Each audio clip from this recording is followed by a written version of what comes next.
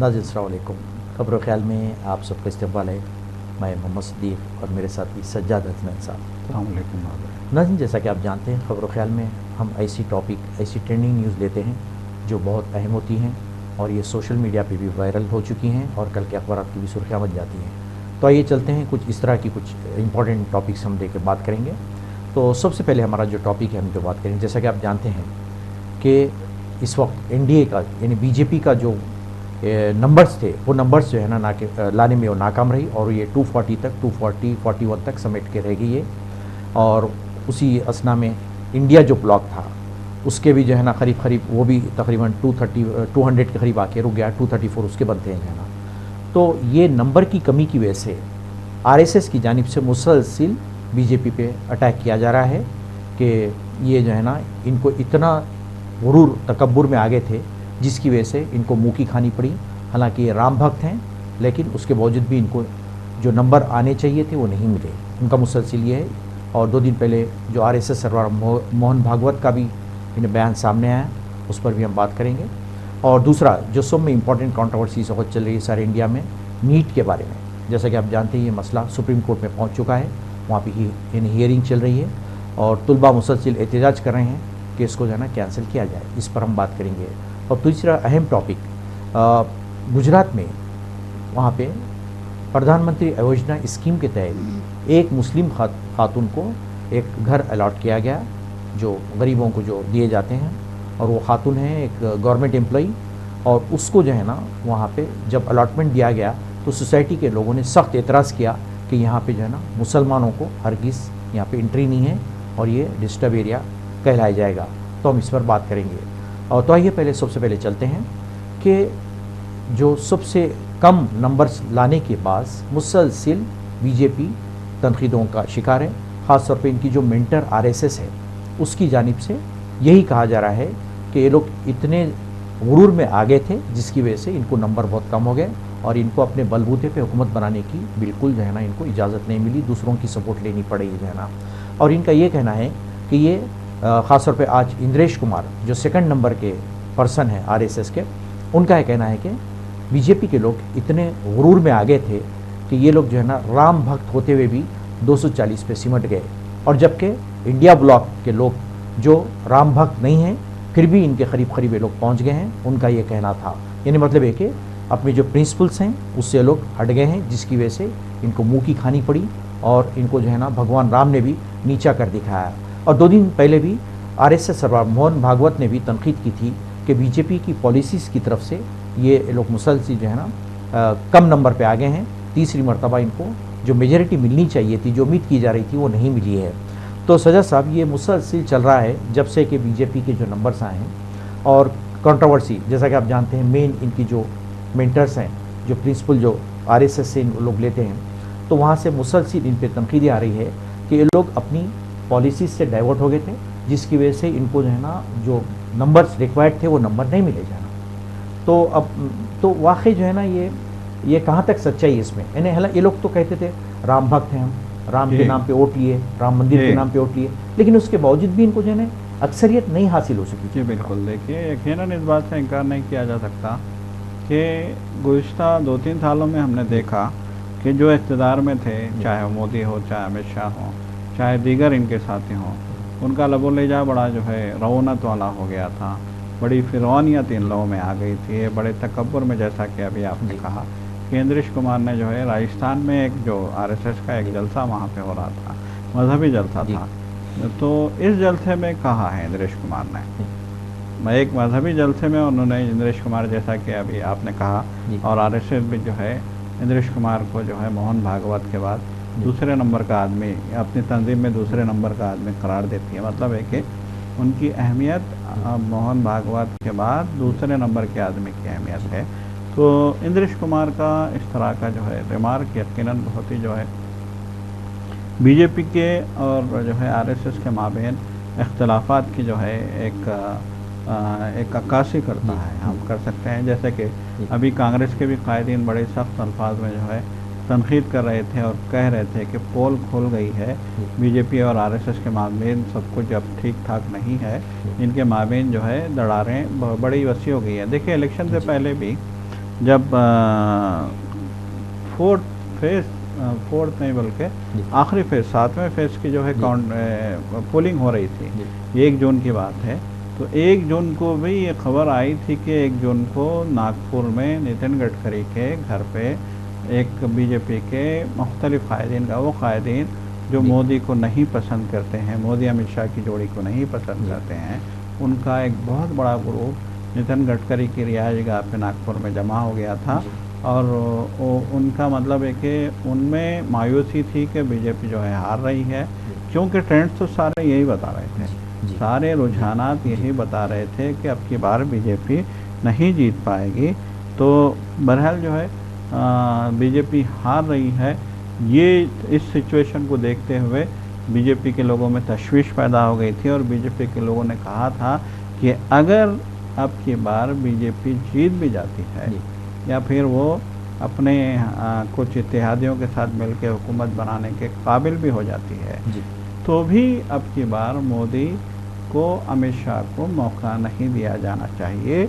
उनकी जगह जो है नया वज़ीर आज़म पार्टी की तरफ से बनना चाहिए, वरना जो है पार्टी बिखर के रह जाएगी। ये जो है ये बातें हुई हैं, ये जो है सरगर्मियाँ हुई हैं, नागपुर में हुई हैं सरगर्मियाँ बिल्कुल। और नितिन गडकरी के बारे में कहा जाता है कि वो मोहन भागवत के बहुत करीबी हैं, वो भी जाहिर बात है आरएसएस का हिस्सा रहे हैं। माजी में तो मोदी भी आरएसएस का हिस्सा थे, एल.के. अडवाणी भी आरएसएस का हिस्सा थे। तो आरएसएस ही की जो है एक सियासी विंग है बीजेपी, आरएसएस से तरबियत हासिल करके ही ये जो है बीजेपी में आया और ओहदे इन लोगों को बड़े बड़े ओहदे मिले।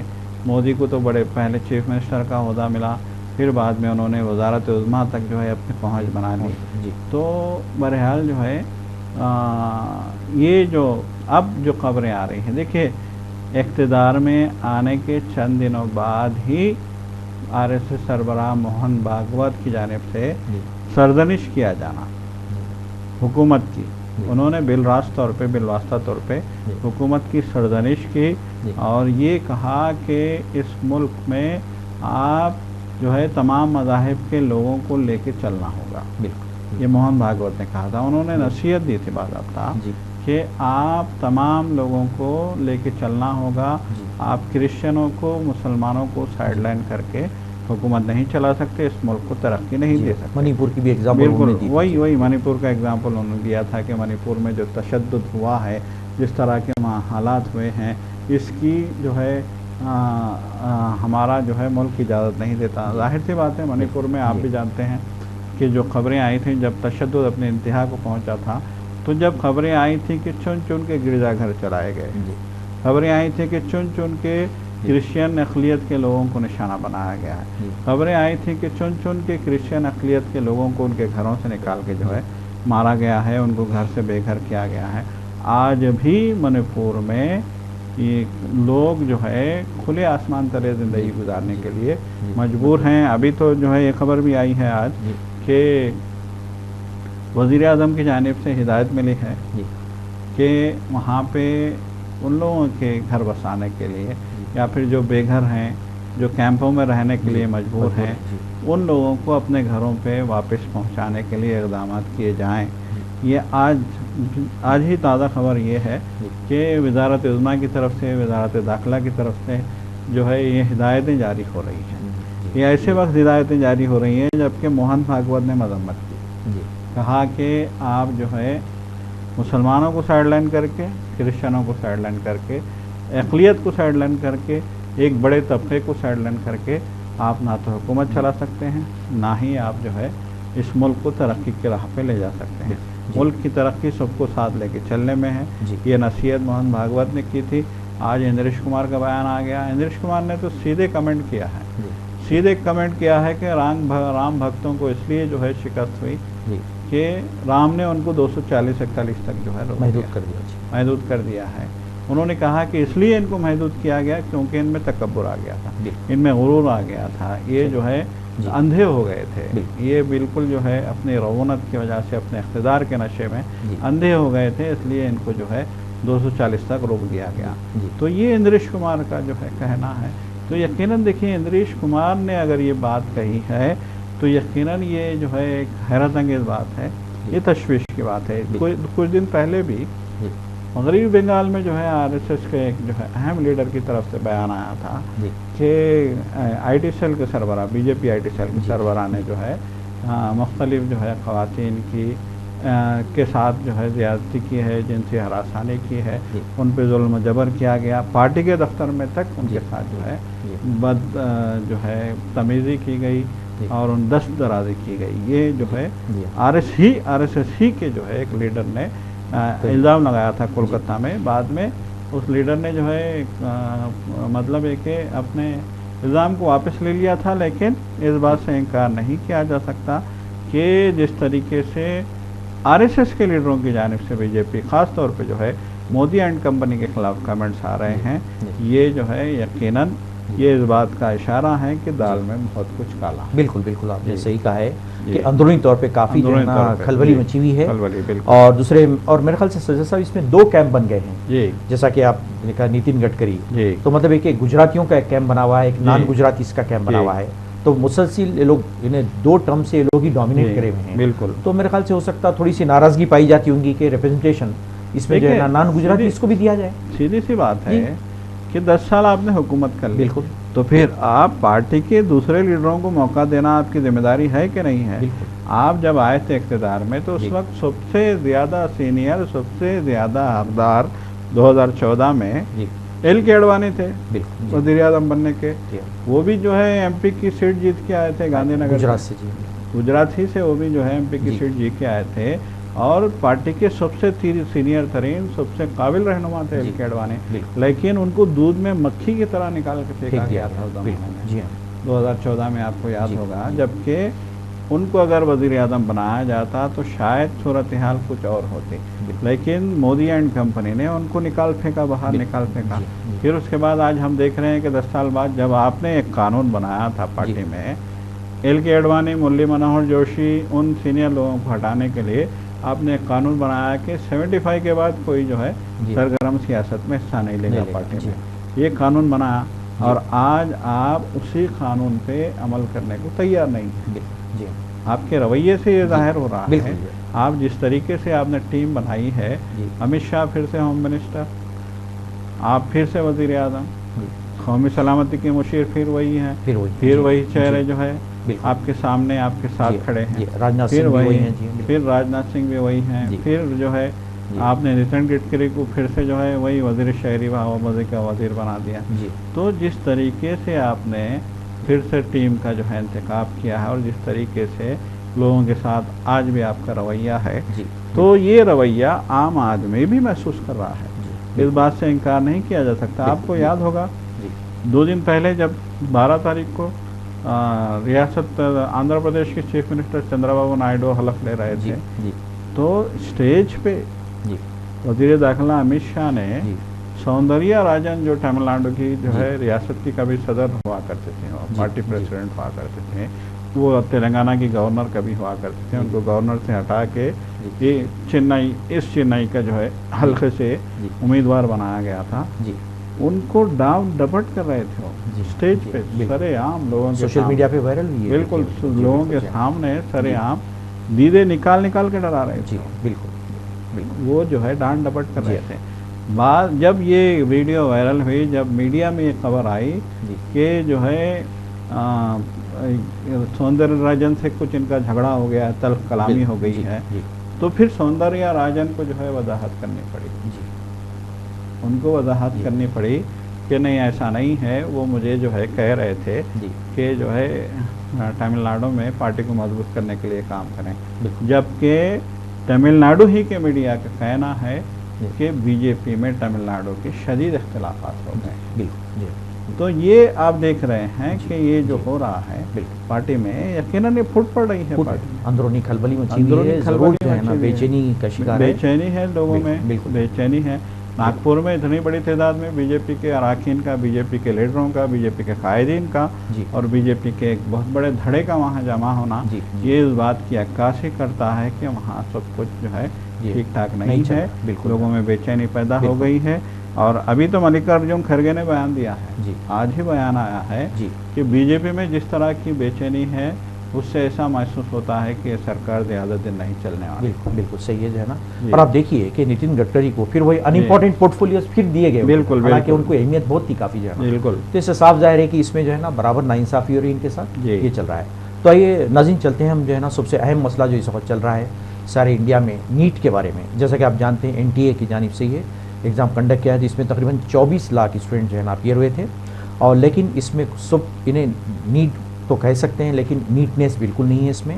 और ये कई स्टूडेंट्स का इल्ज़ाम है और कि पेपर भी इसमें लीक हुआ था। और कई एसोसिएशंस का मुतालबा है कि CBI के ज़रिए इसकी इंक्वायरी कराई जाए, क्योंकि पेपर भी लीक हुआ था इसके कुछ स्टेट्स में। और ये बात सुप्रीम कोर्ट तक पहुंच चुकी है। सुप्रीम कोर्ट ने 8 जुलाई को नेक्स्ट हियरिंग मुकर की है, लेकिन काउंसलिंग जारी है। और ऑर्गेनाइजेशंस का कहना है कि इसको जो है ना कैंसिल किया जाए और ख़ाली इन्हें हमारे जो मरकज़ी वज़ीर एजुकेशन प्रधान उनका जो नाम है प्रधान, मैंने भूल रहा हूँ, उन्होंने आज ये बयान दिया है कि नहीं उन्होंने डिफेंड करने की कोशिश की है कि ऐसी कोई ऑथेंटिक हमारे को न्यूज़ नहीं है, पेपर लीक हुआ है। और आज कई तुलबा तंजीमों ने जाके उनसे मुलाकात की थी, धर्मेंद्र प्रधान जिनका नाम है, तो उन्होंने बिल्कुल डिफेंड करने की कोशिश की कि बिल्कुल साफ़ सुथरा एग्ज़ाम है। और इससे कबल भी लास्ट ईयर भी कई दफ़ा इल्ज़ाम लगाया गया है कि NTA की जानिब से कि ये इल्ज़ाम में धांधियाँ होती रही हैं और कई लाख जो है ना लेके बाज़ाब्ता पेपर लीक हुआ है।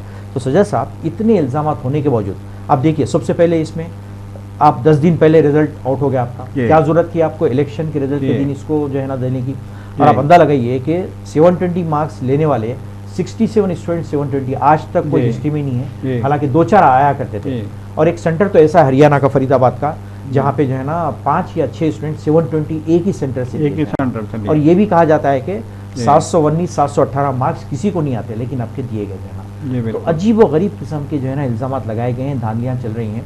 तो ये मतलब ये लोग क्यों इन्हें मेडिकल काउंसिल ऑफ इंडिया अपने हाथ में क्यों रखना चाहती है, इसको स्टेट्स को क्यों देना नहीं चाहते लोग है ना, इतने दबाव के बावजूद, इतने इल्ज़ाम के बावजूद। जी बिल्कुल, देखिए ये सबसे अहम बात है।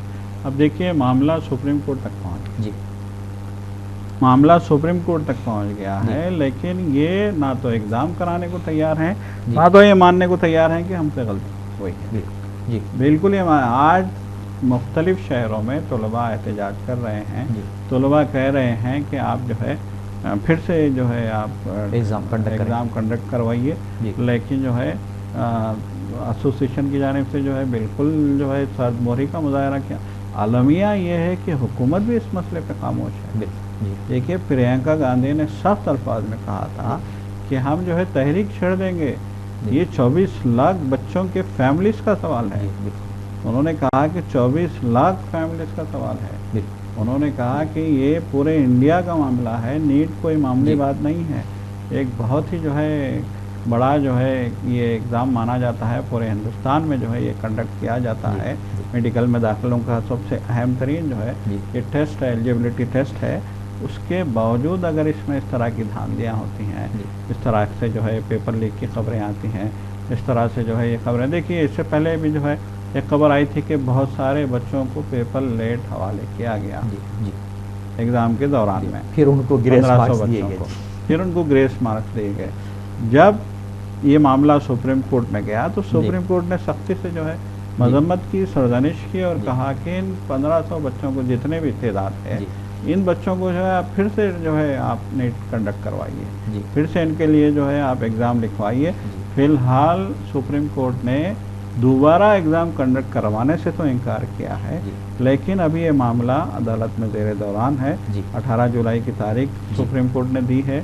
देखिए, तलबा में बहुत बेचैनी है, बहुत बड़े पैमाने पे जो है लोगों में एक तरह की जो है तशवीश पाई जाती है कि कहीं किसी तालिब इल्म के साथ नाइंसाफ़ी तो नहीं हुई। यकीनन नाइंसाफ़ी की बात है। आप अगर लीक पेपर करते हैं और 1500 बच्चे भी अगर जो है इस पेपर लीक की वजह से कामयाब हो जाते हैं, तो फिर 1500 बच्चों के साथ नाइंसाफ़ी आपने की है। बहुत बड़ा उनके जो है एडमिशन में आपने रखना डाला है, उनकी जो ख्वाब था डॉक्टर बनने का उनका ख्वाब था, उस ख्वाब को आपने चकनाचूर किया है। बिल्कुल। तो आप अंदाज़ा लगा सकते हैं कि ये किस तरह की जो है धांधली हुई है। तो इस पे तो जो देने की ज़रूरत है, सख्त जो है इक़दाम की ज़रूरत है। लेकिन अफसोस कि हुकूमत इस सिलसिले में कुछ कहना नहीं चाहती। मोदी वज़ीर आज़म तो बन गए, लेकिन इस सिलसिले में जो है वाज़े जो है कोई जो है बयान जारी करने से गुरेज कर रहे हैं। मामला सुप्रीम कोर्ट में फंसा दिया गया है। अब सुप्रीम कोर्ट में क्या होता है ये तो आने वाला वक्त ही बताएगा। अब अंदाज़ा लगाइए कि स्टूडेंट्स का क्या लूँगा जो हार्ड वर्क करके काफ़ी अच्छा स्कोर किए हैं जी। अब उनकी जहनी कैफियत का बंदा लगाइए कि इनके माँ बाप का क्या हाल होगा जो अच्छा स्कोर किए, जिसको फ्री सीट मिलने की उम्मीद है, उनका क्या होगा। बिल्कुल। अगर खुदा ना खास्ता ये एग्ज़ाम कैंसिल हो जाता है तो 1 साल तो वेस्ट हो गया बच्चों का। ये एक सदमा। फिर 1 साल बाद उन्हें वो नंबर मिलेंगे जी, उसकी कोई गारंटी नहीं। कॉम्पिटिटिव एग्ज़ाम्स का यही सूरत हाल है कि आज जो है आप प्रिपेयर कर रहे हैं, ज़हनी तौर पे आप तैयार हैं, आपने जो है बिल्कुल अकॉर्डिंगली आपने प्रिपेयर किया, आपने एग्ज़ाम दिया, अच्छा एग्ज़ाम गया आपका, आपने जो है रैंक ले लिया, आपने मेहनत की। लेकिन अगले बार आप जाएंगे तो आप में एक पहली बात तो ये कि वो जज्बा नहीं होगा।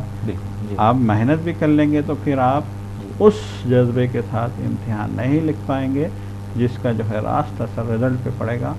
तो ये जो सारी बातें हैं ये तलबा के फ्यूचर से खिलवाड़ करने वाली बातें हैं और इस सिलसिले में सख्त इक़दाम करने की ज़रूरत है, सख्त जो है एक्शन लेने की ज़रूरत है और जो है मुस्तक़बिल में इस तरह की जो है सूरत हाल का इयादा ना हो, इस तरह की सूरत हाल दोबारा से ना आए, इसके लिए भी इक़दाम करने। सर साहब मेरा एक सवाल ये है कि इसको डिसेंट्रलाइज क्यों नहीं किया जाता? क्या वजह है कि इसके पीछे जो है ना मुसलसिल एनटीए जो है ना और मिडिल काउंसिल ऑफ इंडिया जो है ना इसके पीछे लगे हुए हैं? ये लोग स्टेट्स को ये राइट देना नहीं चाहते, एमसेट वगैरह होता था। बिल्कुल।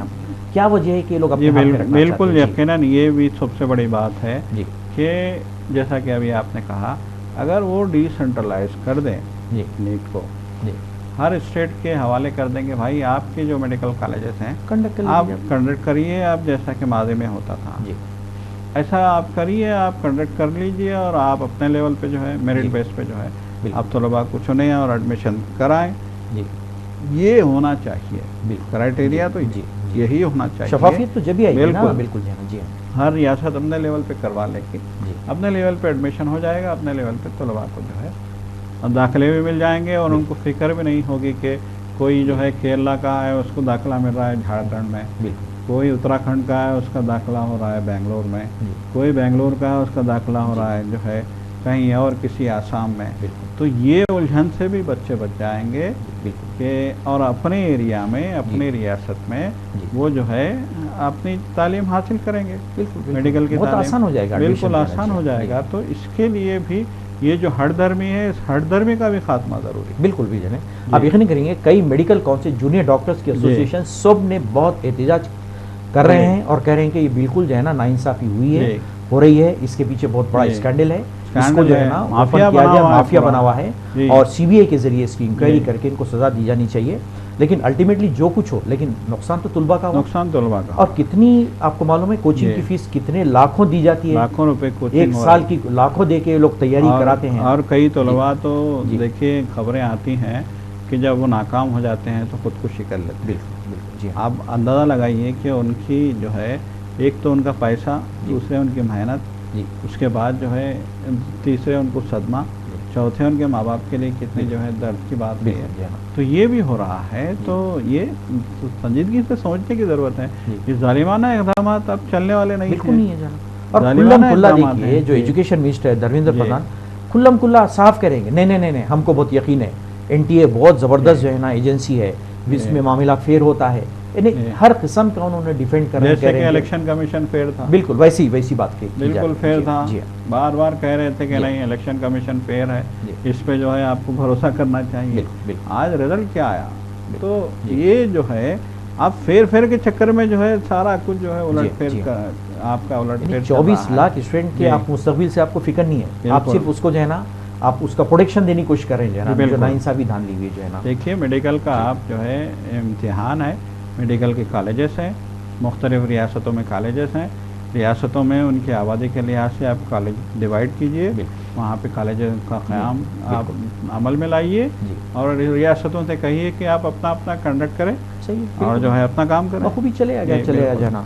तो नाज़रीन आखिर में हम चलते हैं एक छोटी सी न्यूज़ जो गुजरात से ताल्लुक़ है, जिसका जैसा कि आप जानते हैं गुजरात जो मुकाम है वहाँ पे मुसलसिल यानी मुसलमानों के ख़िलाफ़ जो है ना नाइंसाफ़ियाँ होती रहती हैं, और इवन जो अलाटमेंट होता है मकानात वगैरह का उसमें भी नाइंसाफ़ी होती है। बाज़ाब्ता गुजरात फ़िसाद 2002 के बाद से वहाँ पे एक एक्ट पास किया गया था गुजरात गवर्नमेंट की तरफ से, डिस्टर्बेंस एक्ट जो है ना, इन्हें डिस्टर्ब एरिया एक्ट पास किया गया था। उसका सहारा लेके अक्सर देखा गया है कि मुसलमानों को अपने घरों से वहाँ पे बेदखल किया गया है, किया जाता रहा है। तो वैसा ही वाक़या एक सामने इन्हें आया है। इन्हें प्रधानमंत्री योजना स्कीम के तहत गरीब लोगों को, मिडिल क्लास इनकम वालों को मकानात हाउसिंग अलॉट किए जाते हैं। तो उसमें एक मुस्लिम खातून है जो गवर्नमेंट एम्प्लॉई है, उसके जो छोटे से बच्चे हैं उसको भी एक मकान अलॉट किया गया, और एक मोटमाच रेजिडेंसी बोल के वहाँ पे अपार्टमेंट्स बने हुए हैं। तो जैसे ही उसका अलॉटमेंट हुआ, मालूम हुआ, तो सारे रेजिडेंट्स मिलके एहतजाज पे निकल आते हैं, बाहर रोडों पे आते हैं, कहते हैं कि मुसलमानों को हरगिज़ यहाँ पे जगह नहीं मिल सकती। आप अंदाज़ा लगाइए कि जो है ना, इन्हें सजा साहब देखिए आप जो है ना, ये आपका दस्तूरी राइट है, आपको राइट टू प्रॉपर्टी दस्तूरी राइट है। तो अगर कोर्ट भी इसमें इन्वॉल्व होती है तो बराबर इंसाफ मिल सकता है। जबकि ये लोग जो है ना, एक खातून को जब अलॉट करता है तो उसको बर्दाश्त करने तैयार नहीं है, जबकि हज़ारों सौ रेजिडेंट उसमें मौजूद हैं। तो आप बताइए कि ये खातून छोटे बच्चों के साथ है, वो क्या डिस्टर्ब करेंगी? ये कैसा आता है ये डिस्टर्ब? ये बिल्कुल जो है ये गैर इंसानी फेल है, बिल्कुल गैर इंसानी हरकत है। ये तो बिल्कुल जो है एक मानो में आपने जो है अपनी जो है एक माहौल बना लिया है आपने कि नहीं, मुसलमानों के ख़िलाफ़ हमारा रवैया ये होगा, ये सोशल जस्टिस हम होने नहीं देंगे, ये जो है हम इनको किसी ना किसी तरीके से अजियत देते रहेंगे, ये माहौल बना लिया है। देखिए आज की बात नहीं है, सन 2002 में जब फसादात हुए थे गुजरात में, कहा जाता है कि उस वक्त से ही मुसलमानों के साथ रवैया सही नहीं है।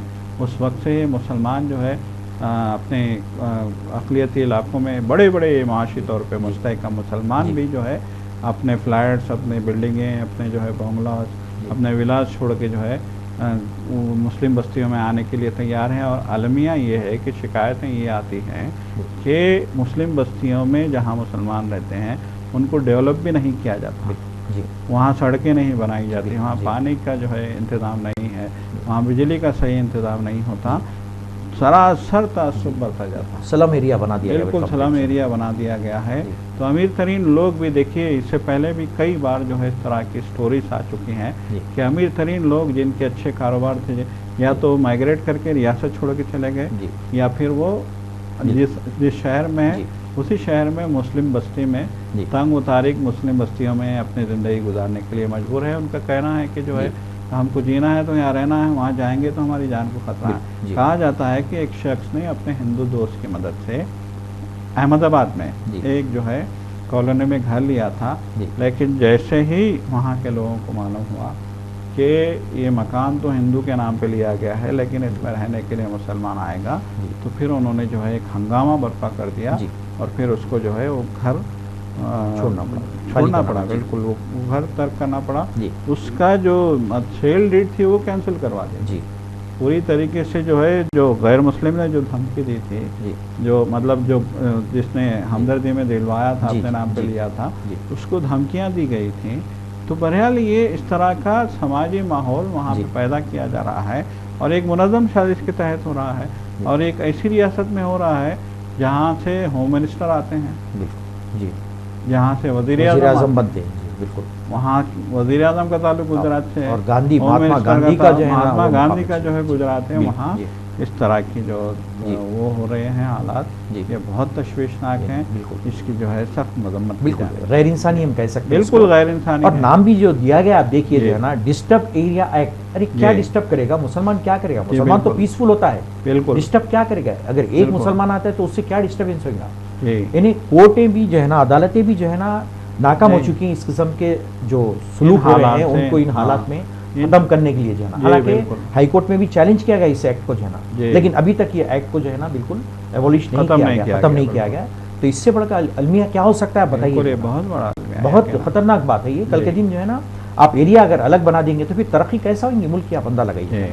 बिल्कुल बिल्कुल बिल्कुल। तो नाज़रीन हम जो है ना ये इसी खबर के साथ ही इसी टॉपिक पे हम आपसे इजाज़त लेते हैं। इंशाल्लाह फिर मुलाकात होगी आपसे नए टॉपिक के साथ, और जब तक के लिए इजाज़त दीजिए।